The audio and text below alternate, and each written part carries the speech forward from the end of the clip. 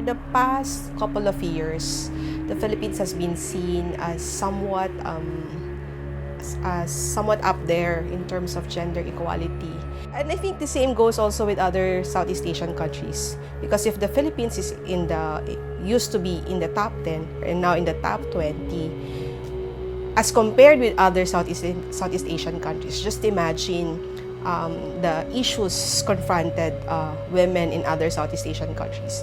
So in 2016, Weaving Women's Voices in Southeast Asia came together and had a discussion on the status of women in Southeast Asia. And among those countries present in the discussion, we share the same sentiments that there's a rising sexism and misogyny in Southeast Asia. And that does not only include women, but also including other marginalized sectors, including LGBTIQ. If we look at the challenge or problem of inequality in Southeast Asia, I think it is incorrect to say that we have really achieved gender equality in Southeast Asia, more so in the Philippines. I think the problem is we always focus on numbers. We always focus on having good laws. We always focus on the passage of laws, or let's say other maybe tangible things that we usually equate to gender equality. But I would want us to look more on how inequalities in terms of access, opportunities of women has actually improved. So I think it's just proper to also correct and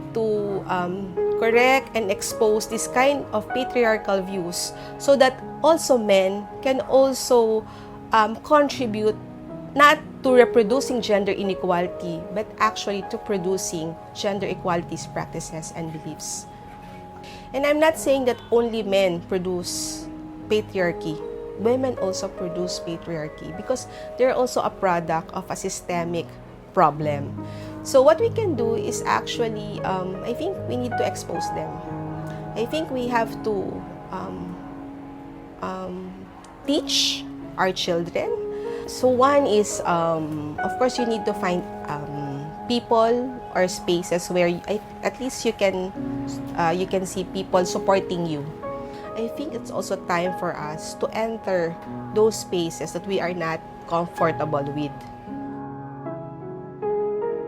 Find in those spaces our voices and sometimes exercise our agency and share the choices that we made in our lives.